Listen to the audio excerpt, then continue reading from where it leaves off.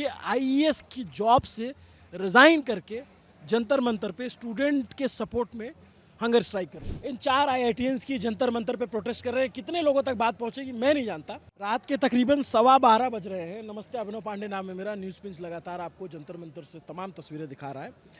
मैं बस इससे निकल रहा था, ये फीड जा कर के बाहर से हमें अपलोड करनी होती है क्योंकि यहाँ पे जैमर लगे होते हैं, नेट नहीं चलता। तो मैं जब निकल रहा था तो मेरी नज़र इस पोस्टर पे गई, XIS UPSC 2018, IITR 2018 और हंगर स्ट्राइक। ये एक स्टूडेंट हैं। फिर जब मैंने इनसे बातचीत की, इनकी कहानी पता चली तो इतनी रोचक लगी कि मुझे लगा कि नहीं, इसको देश तक पहुंचानी चाहिए। तो यही पहुंचाएंगे। बस इतना शुरुआत में परिचय बता देता हूं कि ये आईएएस की जॉब से रिज़ाइन करके जंतर मंतर पे स्टूडेंट के सपोर्ट में हंगर स्ट्राइक कर रहे हैं। हंगर स्ट्राइक कर रहे हैं। एब्सोल्युटली। क्या नाम है? मेरा नाम प्रेमपाल सिंह है और जैसा आपने मेंशन किया कि मैं आईआईटी रुड़की से 2018 में ग्रेजुएट हुआ था और 2018 में ही मैंने कॉलेज के फाइनल ईयर में यूपीएससी इंजीनियरिंग सर्विसेज क्लियर किया था। I was one of the youngest in my batch that time. 6 साल मैंने सर्विस की और अभी मैंने बेसिकली दिसंबर 2025 के एंड में रिज़ाइन किया और फ़िलहाल मैं अपने गाँव में शिफ्ट हुआ हूँ, जहाँ मैंने शिक्षा को ही लेकर के बच्चों को पढ़ाना लिखाना शुरू किया है और कुछ जो वहाँ के सामाजिक मुद्दे हैं, इश्यूज़ हैं, उन पर भी मैंने काम करना शुरू किया है। तो ये अभी तक का पिछले 3-4 महीनों का सफ़र रहा है और यहाँ अभी प्रोटेस्ट में हम आए हैं। आपने क्या नाम बताया? प्रेमपाल सिंह। प्रेम। मैं आपको प्रेम कह लूँ। प्रेम, एक बात बताओ यार, इतनी मुश्किल से तो आईएएस की जॉब मिलती है और बड़ा, जो भी बच्चे इंजीनियरिंग बैकग्राउंड के होते हैं उनका बड़ा ड्रीम जॉब होती है। आपको मिली और छोड़ दी और छोड़ करके आप सीधे जंतर मंतर पे। देखिए, छोड़ने ऐसा है ना कि बाहर जब हम एज अ स्टूडेंट होते हैं तो हमें कोई चीज़ ऐसा लग रहा होता है कि ये ना बहुत बढ़िया चीज़ है, ये बहुत हमें ऐसा व्यक्तिगत तौर पर भी बहुत लाभ देगी और हम बदलाव अगर लाना चाहते हैं तो वो भी बहुत बेहतर ला पाएंगे। बट जब आप सिस्टम में जाते हैं ना, जब आप वो अनुभव करते हैं तो आपको, अगर आप ईमानदार हैं, अगर आप कह सकते हैं कि ऑब्जर्वेंट हैं, अच्छे ऑब्जर्वेंट हैं, तो आपको दिख जाता है कि बदलाव की जो रफ्तार है वो बहुत बहुत स्लो है और वो प्राइमरी डिपेंडेंट है जो पॉलिटिकल लीडरशिप है, बिकॉज दे विल डिसाइड कि किन मुद्दों पे, किन चीज़ों पे काम करना है। We work as a managers. I am an IITian, I have a brain, I can execute, but मेरा एग्जीक्यूशन काम उन चीज़ों पे हो रहा है जो पॉलिटिकल लीडरशिप डिसाइड कर रही है। और उनका इरादा कुछ भी हो सकता है। अगर वो मुझे लग रहा है कि उनका इरादा ऐसा होल कह सकते हैं कि पूरे देश के सर्वहित में नहीं है और उसकी रफ्तार धीमी है, तो मुझे लगा कि मैं इससे ज़्यादा बेटर कैपेसिटी में सर्व कर सकता हूँ। ये एक केंद्रीय मुद्दा था मेरा इस फैसले पर आने का कि ठीक है, मैंने अनुभव कर लिया, मैंने देख लिया सरकार का सिस्टम कैसे काम करता है, क्या इसमें समस्याएं हैं, और फिर मुझे लगा कि हाँ, मतलब अगर मेरे जैसे लोग भी अगर हिम्मत नहीं दिखाएंगे तो फिर हम किससे उम्मीद करेंगे। तो बस यही कुछ प्रेम, एक बात बताओ, सिस्टम में रह के क्या सिस्टम नहीं सुधारा जा सकता? सिस्टम में रह करके आप बहुत बड़ा बदलाव या उसकी रफ्तार बहुत कम है। और जिस तरीके से एज ए सेड कि हमारी जो सिस्टम का जो कह सकते हैं एजुकेशन, स्पोर्ट्स, हेल्थ केयर, ये जिस तरीके से टूटा हुआ है, मैंने इंजीनियरिंग सर्विसेज निकाला था, मैं मिनिस्ट्री ऑफ डिफेंस का पार्ट था, तो पर मुझे दिख रहा है कि अगर मेरे देश में शिक्षा व्यवस्था टूटी हुई है तो no matter how much good equipments as a defence manufacturer we make और Indian army saves us on the border, पर देश अशिक्षित रह जाएगा तो वो अंदर ही अंदर वो कहते हैं ना, दीमक की तरह देश खोखला हो जाएगा। तो वैसा ही है कि मुझे लग रहा था कि I can better contribute probably through education, through sports, to work on the root cause of all the ills in the society. जो सोसाइटी में जो दीमक लगती है, जो सोसाइटी में कह सकते हैं जो भी गंदगी फैलती है, वो कहीं ना कहीं अशिक्षा से पैदा होती है। तो इसीलिए मेरा जो आपने जो सवाल था कि क्या सिस्टम में रह करके बदलाव नहीं ला सकते, बिल्कुल। ये जो डेमोक्रेसी, हमारा लोकतंत्र अभी तक थोड़ा बहुत स्थायी है क्योंकि सिस्टम में बहुत लोग बहुत जान मार रहे हैं, पर वो चुनिंदा लोग हैं, बहुत कम लोग हैं। और सिस्टम में बहुत जल्दी ना एक नेक्सस ऑफ बैड पीपल बन जाता है, बिकॉज प्लम पोस्टिंग चाहिए या अंडर द टेबल वाला पैसा चाहिए, तो वो ल्यूक्रेटिव चीज़ें देख करके मेजॉरिटी लोग उधर कोलैबोरेट कर लेते हैं। तो as I said, they make difficult for a good change to happen. So that is one of the reason जो मैंने वहाँ से रिज़ाइन किया। फिर प्रेम, आप यहाँ कब आए जंतर? हम आए 2 दिन पहले, मैं डे तभी आया था 20 जून को, जब पहला था 20 जून को जो माहौल था, मतलब आई have a huge respect for this people. जिस तरीके से ये भीड़ को अभी तक रोक पाए हैं, तो मैं 20 तारीख को था, 21 तारीख को था, फिर मैं गांव गया क्योंकि मैंने बच्चों को पढ़ाना शुरू किया था। फिर अभी 3 दिन पहले मैं थर्सडे नाइट को मैं आया, थर्सडे नाइट, फ्राइडे और आज सैटरडे है। कुछ भी नहीं खा रहे हो? आज से मैंने कुछ भी नहीं कर रहा हूँ। आज से today I started hunger strike when Dipke also declared कि अब मैं सोनम सर के बाद मैं हंगर स्ट्राइक पे बैठ रहा हूँ। तो I also felt as a moral responsibility because we want to give a message in the society that there are people who are willing to fight for this for the accountability of paper leaks. That is, as a symbolic protest, I have decided to go on hunger strike. आप जो कर रहे हो ना, मैं ऐसा मानता हूँ कि बड़ा हिम्मत का काम इसलिए है क्योंकि ना आप मंच पे हो, ना आप जो है स्टूडेंट विंग के साथ हो, ना आप गाना गा करके अपना प्रोटेस्ट कर रहे हो, ना आप ढपली बजा करके अपना प्रोटेस्ट कर रहे हो। बहुत शांति से कोने में एक पोस्टर लगा करके पड़े हो, बिना किसी नोटिस होने की चाह के। ये बड़ा कम होता है आज के टाइम पे। ये लोग जो करते हैं वो चाहते हैं कि नोटिस हो जाए। वो तो मैं ऐसे गुजरा और मेरी नज़र पड़ी, मैं कितनी बार आया हूँ, मेरी नज़र नहीं पड़ी। अचानक से जो कुछ आपके IITian दोस्त भी मिले थे, उन्होंने भी बताया था और मेरी भी नज़र पड़ी। तो मैंने कहा कि ये चॉइस थोड़ी डिफ़िकल्ट नहीं है कि बिना नोटिस की चाह के कि मीडिया में आना है, कुछ करना है, कोने में आप एकदम एक IAS की नौकरी छोड़ के एकदम यंग एज का लड़का बैठा हुआ है। देखिए, मैं जब आया तो मेरे दिमाग में एक बात बहुत पूरी तरीके से स्पष्ट थी कि ये जो लड़ाई है यहाँ पर ना, एक नैरेटिव वॉर है कि एक समुदाय है, एक गुट है जो इस पूरे प्रोटेस्ट को एक गलत दिशा देने की कोशिश कर रहा है। यहाँ हज़ारों लोग आते हैं और वो कुछ भी बोलते हैं, हो सकता है अच्छी नीयत से बोलते हो, पर कभी कभी अपने शब्दों पर काबू नहीं होता है। उन शब्दों को क्लिप करके लोग एक अलग नैरेटिव चलाते हैं कि यहाँ पर देशद्रोही लोग हैं, एंटी नेशनल लोग हैं, टुकड़े टुकड़े गैंग है। तो मेरे दिमाग में था ये था कि मैं I will use my credibility, मैं IIT वाली क्रेडिबिलिटी यूज़ करूँगा, IAS वाली क्रेडिबिलिटी यूज़ करूँगा।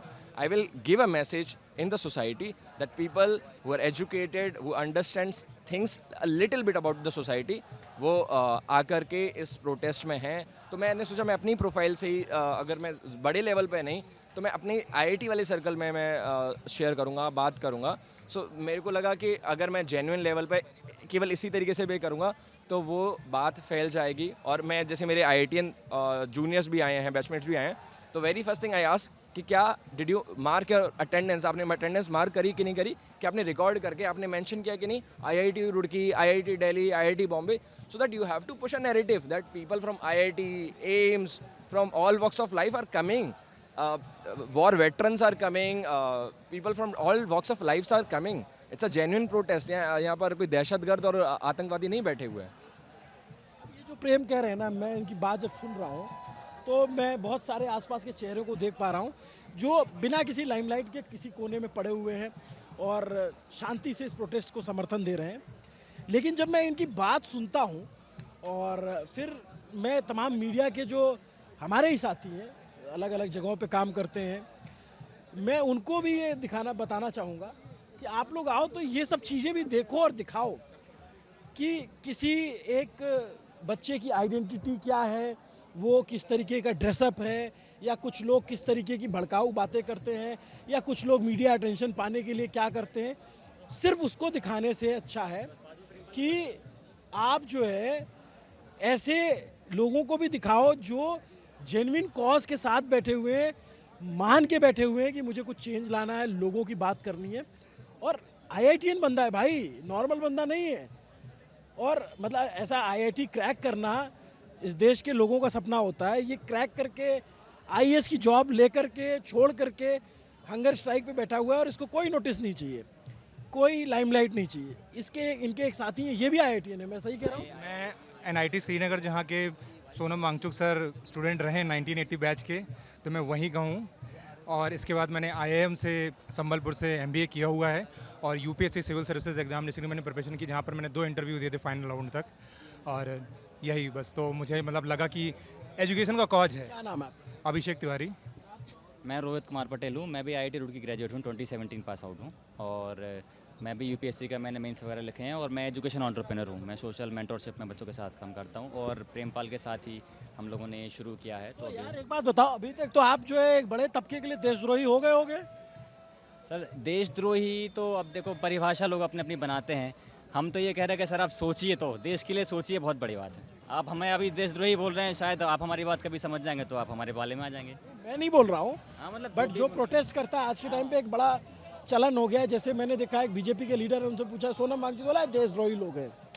बहुत आसान है ना ये। हाँ मैं नहीं आपकी बात समझ रहा हूँ। तो जैसे ये सबके घरों में ये लोग, और मेरे मन में ये बहुत एक मैं नियत में जानता हूँ कि उस इंसान के अंदर भी अच्छाई है।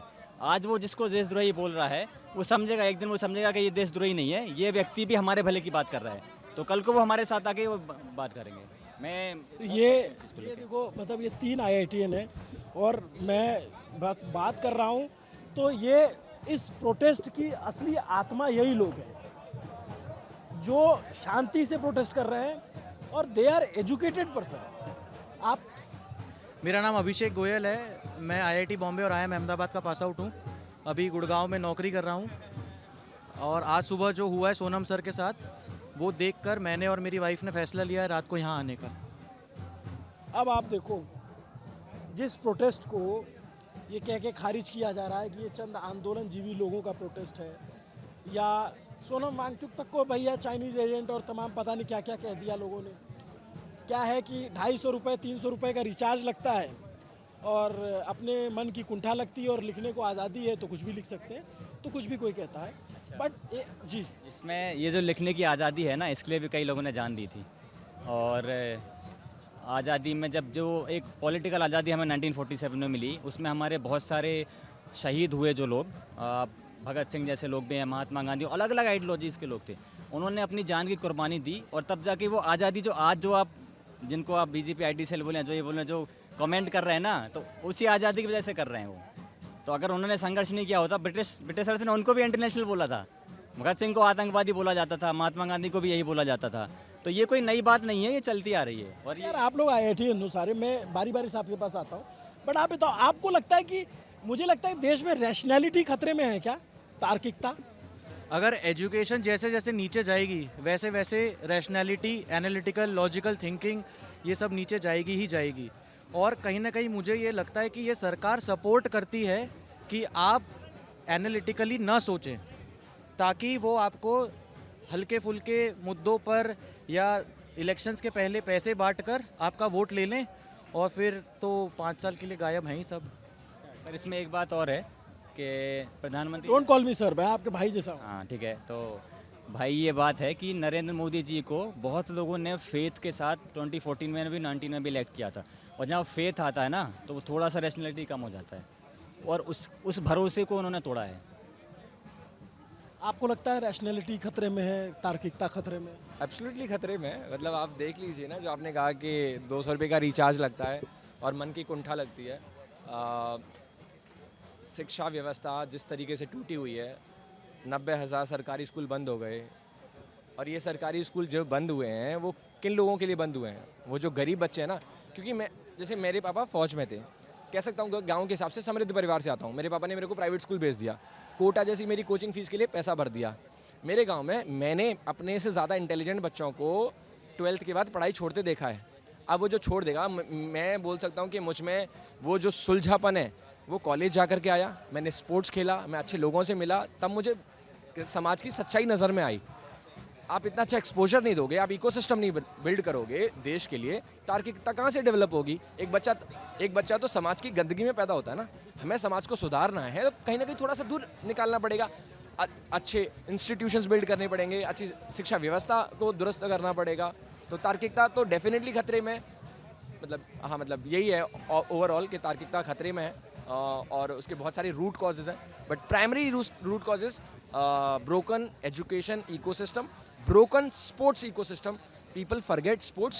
It's an integral part. अगर आप एक देश का युवा जो मानसिक और शारीरिक रूप से मजबूत चाहते हैं, आप चाहते हैं कि एक अच्छा नागरिक बने, उसके लिए आपको उसको दोनों चीज़ देनी पड़ेंगी, अच्छी शिक्षा और एक्सपोजर टू स्पोर्ट्स का जो वो जो कह सकते हैं कि GDP में 0.01% है जो सरकार खर्च कर रही है स्पोर्ट्स इकोसिस्टम पर। मैं मथुरा से आता हूँ, 40 किलोमीटर के रेडियस में एक स्टेडियम है, 5 विधायक, एक सांसद, एक शायद राज्य मंत्री बैठे हुए हैं, एक स्टेडियम 40 किलोमीटर के रेडियस में। बच्चे पता कहाँ दौड़ रहे हैं? रोड पर। 7 बच्चों को अर्टिका उड़ा के ले जा रही है। शरीर से दौड़ेंगे नहीं, भागेंगे नहीं, दिमाग से मजबूत नहीं होंगे, पढ़ने के लिए वो रहे, तो आपको क्या लगता है तार्किकता का क्या होगा? तो देश गड्ढे में जा रहा है। क्या बात बताओ। आप देखो कि ये होता है एक पढ़े लिखे इंसान की ताकत और उसकी खूबी कि बतौर एग्जाम्पल इन्होंने समझाया रैशनैलिटी जो तार्किकता जिसको कहते हैं वो खतरे में है तो क्यों है, और उसको बचाने के लिए जो इकोसिस्टम को काम करना चाहिए वो नहीं काम कर रहा, वो भी इन्होंने बहुत अच्छे समझा। आप कुछ ऐड करना चाहोगे? मैं रैशनैलिटी के बारे में इतना बोलना चाहूँगा कि एक फेमस नॉवल है, सबने शायद पढ़ा होगा, 1984, जॉर्ज ऑरवेल का। तो जो उसमें मैकेनिज्म सिखाई गई है कि एक रूलर को अगर रूल करना है तो फर्स्ट थिंग आपको लोगों की साइकी को, सोचने की क्षमता को ख़त्म करना ही पड़ेगा, कुछ भी हो। और उस बुक में बहुत अच्छे से जॉर्ज ऑरवेल ने कॉमरेड ओगेलवी, हाँ, बहुत अच्छे से नरेट किया है। एनिमल फॉर्म भी उनका बहुत लिखा है, बहुत अच्छे से ब्यूटीफुल नरेट किया है कि अगर आपको मासेस को रूल करना है, first thing you do suppress their thoughts. कैसे? मैं पहला एग्जांपल बताऊंगा, मैकियावेली का भी कनेक्ट कर सकता हूं। मैकियावेली का है, मैकियावेली है नरेटेड कि प्रिंस कैसा होना चाहिए and exactly what this government has following. King should be to the extent that public should be fearing from him. तो यही है। तो मोदी जी इस वजह से नहीं झुक रहे हैं, उनको पता है कि अगर अभी मैं झुक गया तो पब्लिक के परसेप्शन चला जाएगा कि मैं झुकाया जा सकता हूं, जबकि उनके अंदर मैकियावेलियन प्रिंस है, ना कि चाणक्य का जो किंग है। चाणक्य का किंग है, किंग शुड बी बेनोवलेंट, मतलब दयालु होना चाहिए, he should be thinking from the interest of citizens interest. But Modi ji follow करते हैं Machiavellian prince, not the Chanakya.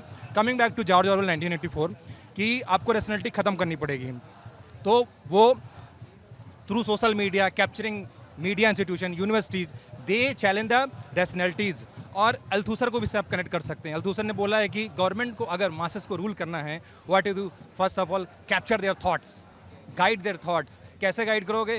Capture their social institutions, media, family, universities, everything you dictated. तभी आप देख सकते हैं मेन स्ट्रीम मीडिया में कितना इसका कवरेज है, बहुत सारी चीज़ें हमें दिखती हैं। और तो आप देख सकते हैं कि कैसे रैशनैलिटी खत्म किया गया है। लास्ट में बस एक चीज़ और बोलना चाहूँगा, आपको रैशनैलिटी खत्म कर ली। जैसे कोई आदमी अगर रैशनल बोल रहा है, आप क्या करोगे? उसकी लेजिटिमेसी खत्म कर दो। कैसे करोगे? उसको बोल दो चाइनीज़ है, पाकिस्तानी है, सोरोज का है, तो आप क्या बोल दोगे? अब तो इतना बोल देगा बहुत काबिल बनते हैं ये जो है। राइट लेकिन मैं मैकेनिज्म समझा रहा हूँ कि जैसे आपने बोल दिया ना, अरे पाकिस्तानी है, तो भाई इसकी तो बाकी जनता क्या सोचेगी, हम क्यों इसकी सुने? तो ये एक मैकेनिज्म है रूलिंग क्लास की, जो जानबूझ के बड़े सटल वे में प्ले करती है मासेस की साइकी के साथ।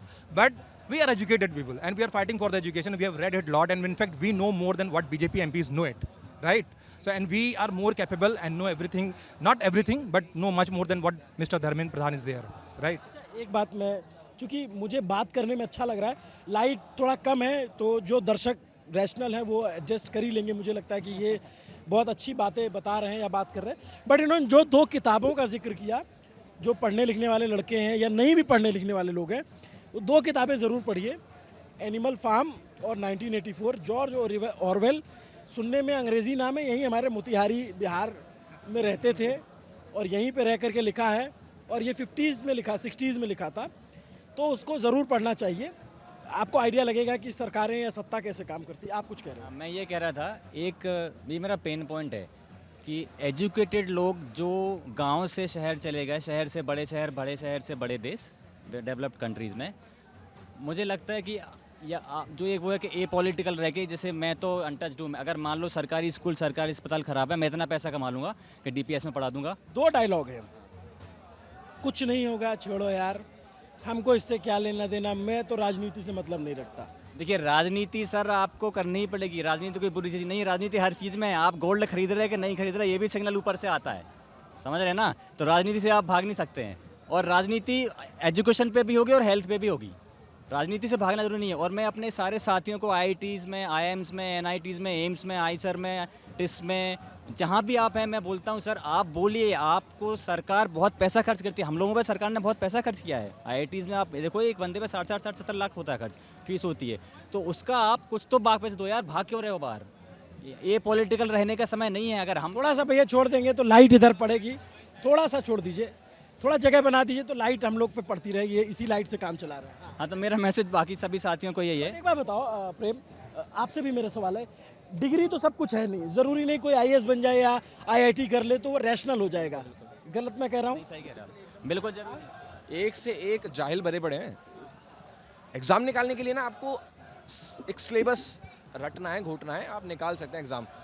आप सर्विस में जाने के बाद मेरा जो एक्सपीरियंस था कि जो ऑफिसर्स पार्टी हो रही है, the discussion is so rubbish कि तेरे कितने फ्लैट्स हो गए, उसने वहाँ पे प्लॉट खरीद ली, वो उससे सेटिंग कर रहा है ताकि उसकी पोस्टिंग वहाँ हो जाए। There majority discussion goes around this and they मतलब सो बेसिकली क्योंकि उन्हें दिन में अपना ऑफिस का काम करना होता है and then they have to maintain manage their family, so they get cut off from that society जो यहाँ पे वो एक रैशनल थिंकिंग रखते, एक ऑब्जर्वेशन रखते और समाज को और बेहतर समझते। और अगर समझ लेंगे तो आईना दिख जाएगा, और आईना दिख जाएगा तो फिर एक्शन लेना पड़ेगा, और एक्शन दिख रहा होगा कि ये तो ले नहीं सकते, तो it's better to remain ignorant. ऐसा कहते हैं ना, इग्नोरेंस इज ब्लिस। मैं ना एक अपील भी करना चाहता हूँ कि अगर जैसे बदलाव के बारे में तो जैसे मेरा एक दोस्त है, तो वो जैसे वो जिस प्रिविलेज्ड पोजीशन पर है तो वो बोलेगा कि यार आई थिंक कैपिटलिस्ट वे में then only we will be able to solve the society's problem.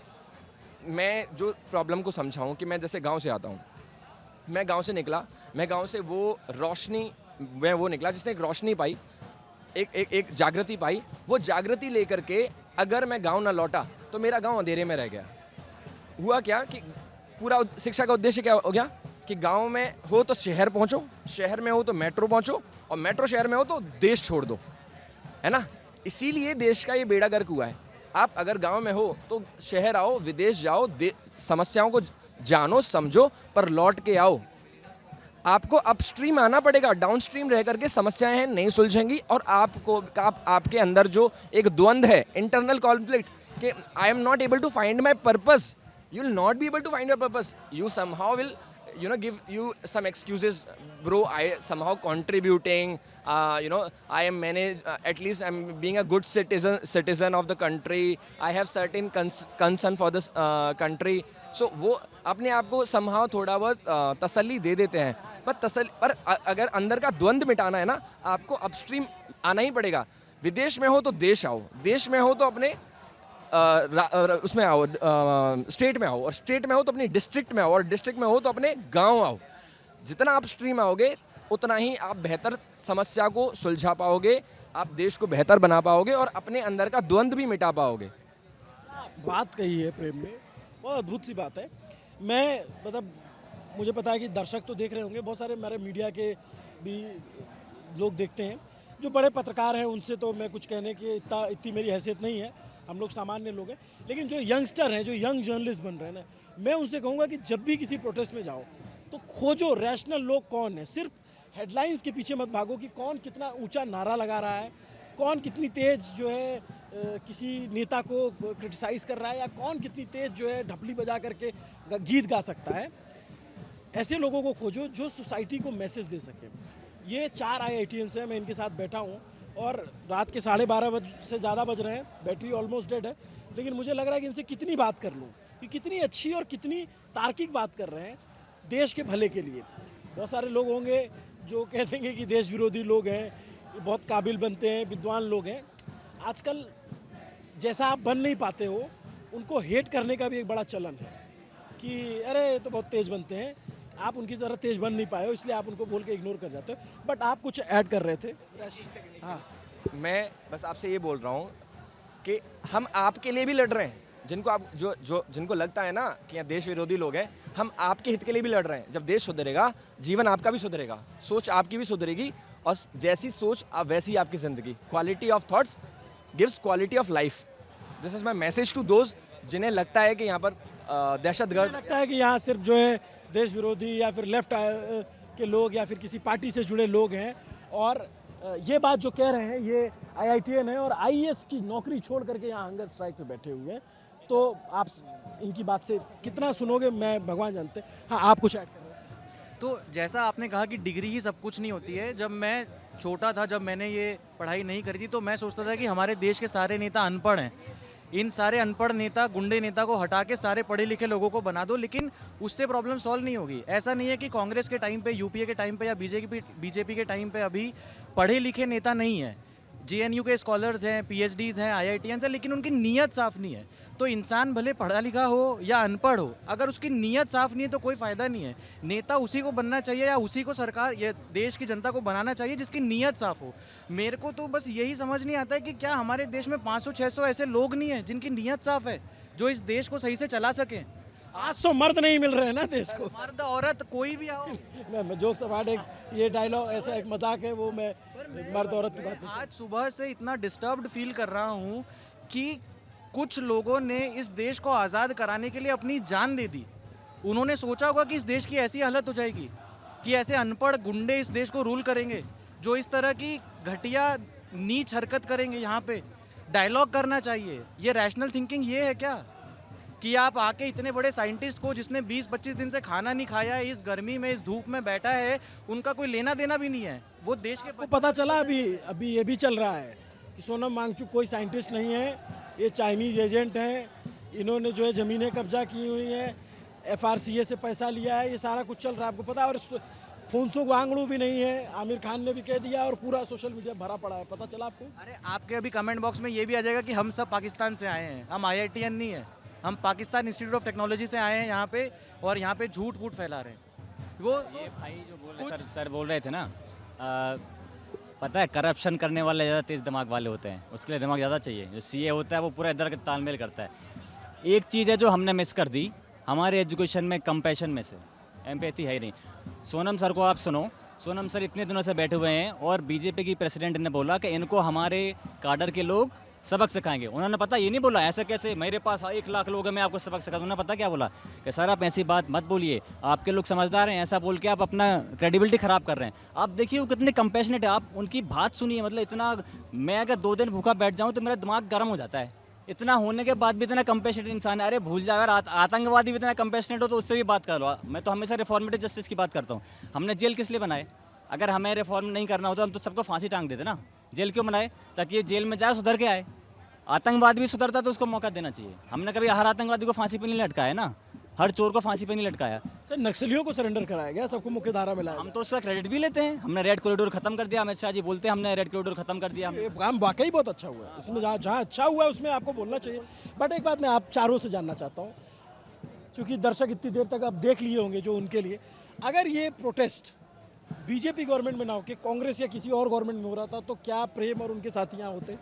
Absolutely, as long as matter is for the common people, for the right issues, we will always stand.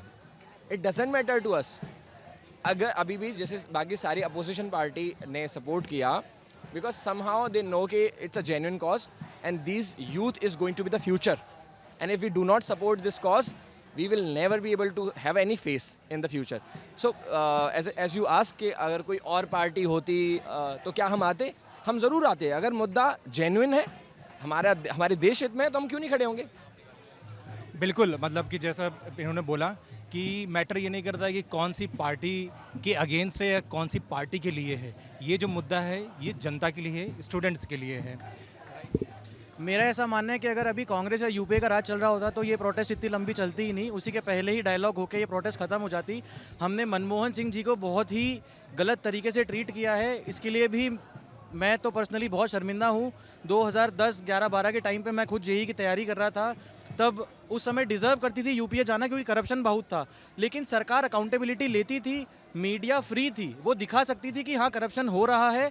और Manmohan Singh ji press conferences करते थे, accountability लेते थे। अभी ये बिल्कुल उनको criticise करते थे तब? बिल्कुल करते थे, मैं तो आज भी करता हूँ। और ऐसा लगता है कि जब ये सरकार बदलेगी तो वापस से वो दौर ना आए, इसकी मैं आशा करता हूँ कि वापस जब कांग्रेस की सरकार या यूपीए की सरकार या किसी और की सरकार जब भी आए तो वो वापस से यही चीज़ ना करे। हम जैसा इन्होंने कहा कि हम 2014 में मोदी जी को लाए ही उस उम्मीद से थे, उन्होंने तो वो पूरा उम्मीद का बट्टा बिठा दिया है। आपने वोट दिया था? मैंने वोट नहीं दिया था, लेकिन उसके बाद में मैंने सब्सिक्वेंट 2014 में मैंने वोट नहीं दिया था, लेकिन उसके बाद सब्सिक्वेंटली मैंने वोट्स दिए थे। लेकिन जो उनसे एक्सपेक्टेशन थी कि उस समय हम डेवलपमेंट की बात कर रहे थे, महंगाई कम करने की बात कर रहे थे, अनएम्प्लॉयमेंट पे बात कर रहे थे, वो सब तो कहाँ गई पता ही नहीं है। और उसके बाद पूरा मुद्दा ही चेंज हो गया, हिंदू मुस्लिम, और पता नहीं कहाँ हम देश को किस तरफ लेके चले गए हैं। सर, मुझे क्या लगता है, भाई सर मत बोलो आप। पता नहीं आदत लग गई है, मोदी जी ने आदत लगा दी है। Destiny of a nation is saved in its classrooms. मैं एजुकेशन को लेके बहुत पैशनेट हूँ। मैं 2012 में रुड़की से अरविंद केजरीवाल जी के प्रोटेस्ट को सपोर्ट करने के लिए आता था। मैं रुड़की से यहाँ आता था, अन्ना आंदोलन। हाँ उस टाइम पे आता था, फिर दो दिन सैटरडे संडे यहाँ रुकता था और वापस जाता था, और हम लोग ऐसे कहीं भी सो जाते थे। उसके बाद जब मोदी जी ने पहला स्पीच दिया, मुझे याद भी आता है, मैं अपने कॉलेज के कंप्यूटर सेंटर में बैठ के देखा तो उन्होंने बोला था, SRCC में गए थे वो, कि ये जो आधा गिलास भरा हुआ है, कुछ लोग बोलते हैं आधा गिलास भरा हुआ आधा खाली, अरे नहीं, मैं बोलता हूँ आधा भरा है पानी से, आधा भरा है हवा से। भाई मैं तो कायल हो गया, मैंने क्या बात कर रहे हैं मोदी जी। फिर 4-5 दिन बाद जब मैंने देखा यार ये तो पूरा स्टेज्ड है, सब कुछ पूरा प्लान्ड है सब में, क्योंकि मेरे फ्रेंड लोग, एक जो प्रशांत किशोर जी है ना, उनका सिटीजन फॉर अकाउंटेबल गवर्नेंस एक ऑर्गेनाइजेशन था कैग, जो मोदी जी के चाय पे चर्चा, होलोग्राफिक सब उनका ही था सब कुछ। तो मेरे फ्रेंड वहाँ पे काम करने गए और मैंने देखा किस तरीके से वहाँ बोरों में भरे हुए 1000 रुपये के नोट्स कहाँ से आ रहे हैं, ब्लैक मनी। उसने अंदर की बात बताई तो मुझे समझ में आया कि यार ये तो कुछ अलग ही चल रहा है।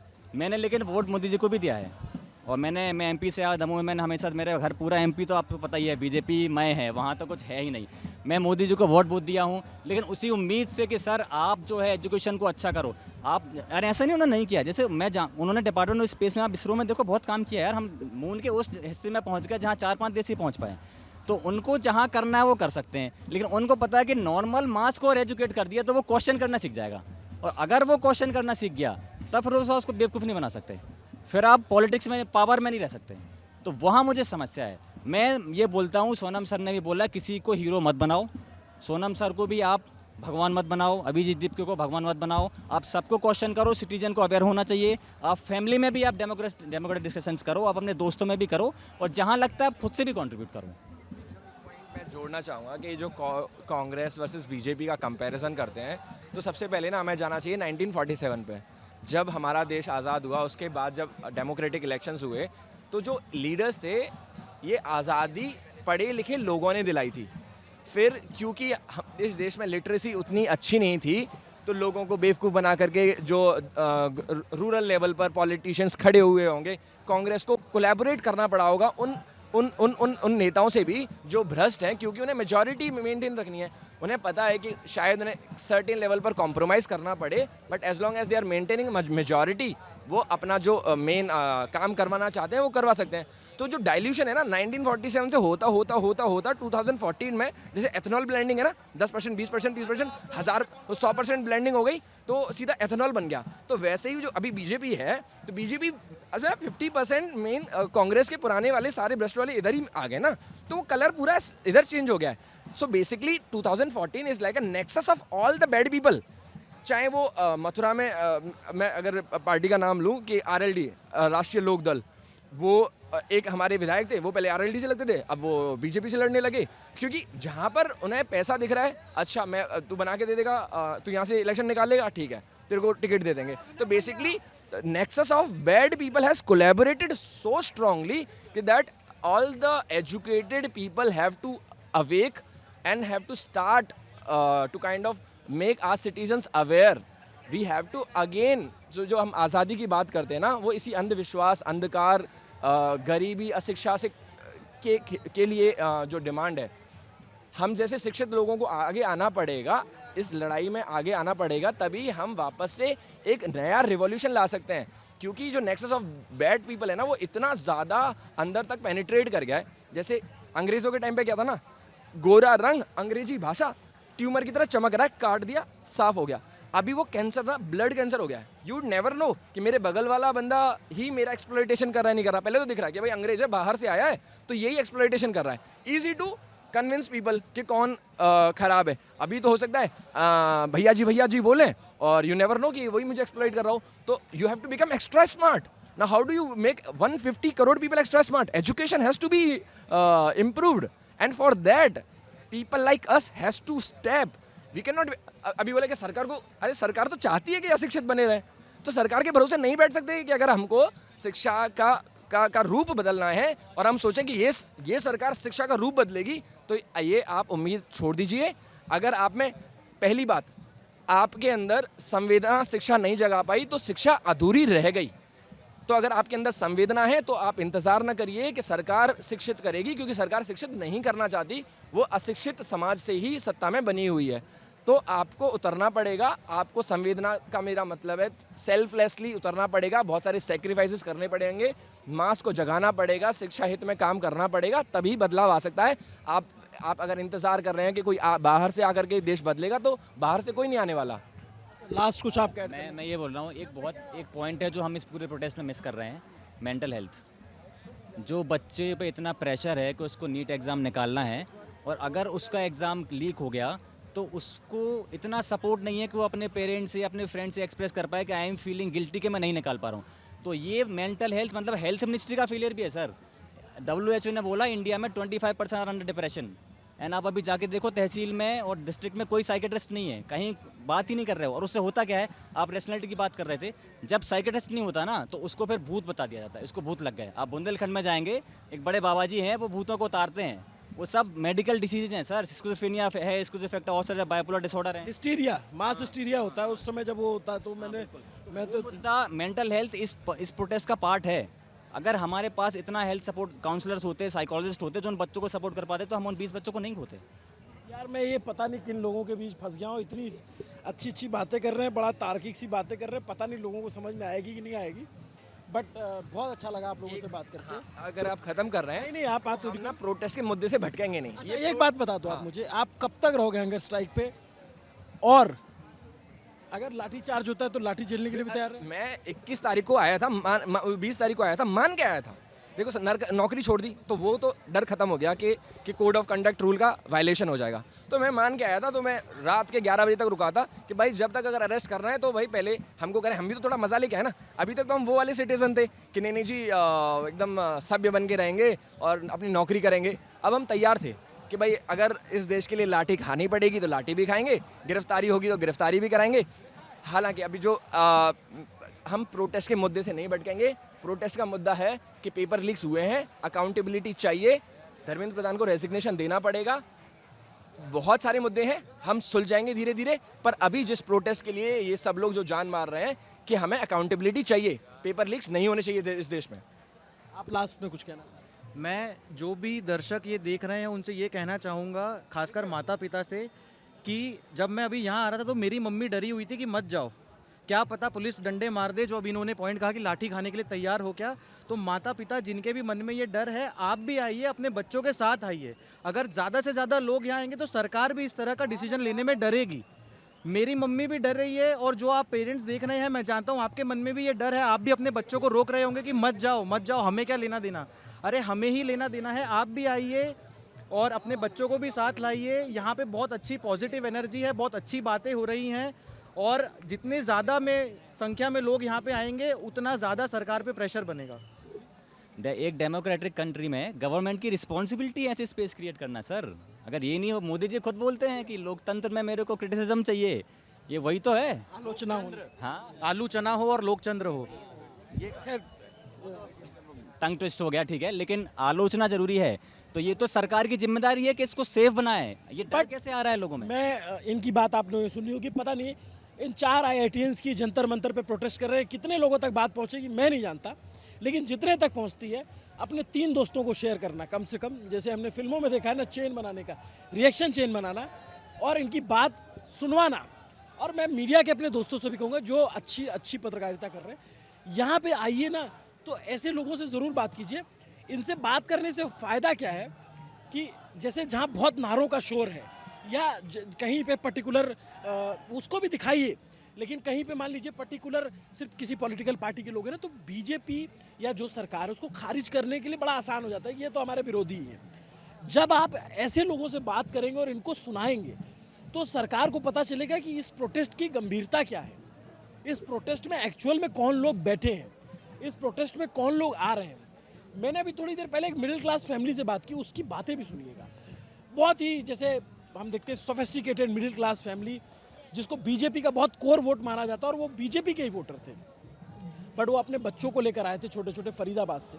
उनकी बातें भी आप सुनना कि वो क्या कह रहे हैं। और जब उसकी मम्मी कहती है कि हमको डर लग रहा था यहाँ आने में, तो वो डर बताता है कि सरकार को अब सोचना चाहिए कि अगर उसकी सिटीजन के मन में सरकार के प्रति कोई डर है, इस बात का कि हम कहीं प्रोटेस्ट में चले जाएंगे, कैमरे में हमारी फ़ोटो आ जाएगी, हमें बाद में परेशान किया जाएगा, अगर ये डर है तो ये डर किसी और लोकतंत्र के लिए तो मैं कह सकता हूँ, लेकिन हमारे हिंदुस्तान, हमारे भारत के लिए अच्छी बात नहीं है। डर पैदा कीजिए आप अपराधियों के मन में, आतंकियों के मन में, जो एक्चुअल में देश का बेड़ा गर्क करने के लिए काम करते हैं, जो जासूसी कर रहे हैं, जो बर्बादी करने का काम कर रहे हैं, उनके मन में डर पैदा कीजिए। आम सिटीजन के मन में डर नहीं पैदा होना चाहिए। और मैं बस यही कहूँगा, इसको ज़रूर शेयर करना दोस्तों। ये 4 लोग एकदम कोने में बैठे हुए हैं, मतलब स्टेज यहाँ से 100-200 मीटर दूर है, कोई लाइट इनके पास नहीं है, बट ये बैठे हुए हैं। इनको ये है कि हाँ, कम से कम भविष्य में ये कह